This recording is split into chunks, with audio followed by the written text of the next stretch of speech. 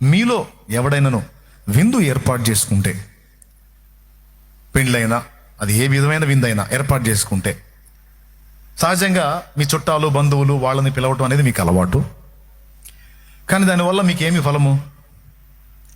నువ్వు ఎందుకు పిలిచావు, వాళ్ళందరూ వచ్చారు.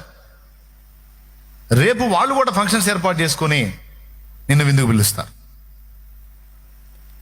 ఈరోజు నీ దగ్గరికి వచ్చి వాళ్ళు తిన్నారు, రేపు వాళ్ళ దగ్గరికి వెళ్ళి నువ్వు తింటావు. అప్పుడు నీకేం ఫలము? వాళ్ళు వచ్చి తినిపోయినప్పుడు నువ్వు అంటావు, చాలా మందికి నేను ఆహారం పెట్టాను అని, అంటే నేను మంచి ఫలం ఫలించాను అని. చాలా మందికి అన్నం పెట్టిన పుణ్యఫలం నాకు దక్కుతుంది అని నువ్వు అనుకుంటావు.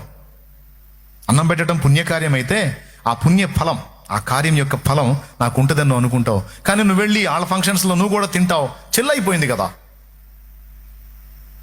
కానీ నిలిచి ఉండే ఫలం ఏంటో తెలుసా? నేను చెప్తాను మీకు.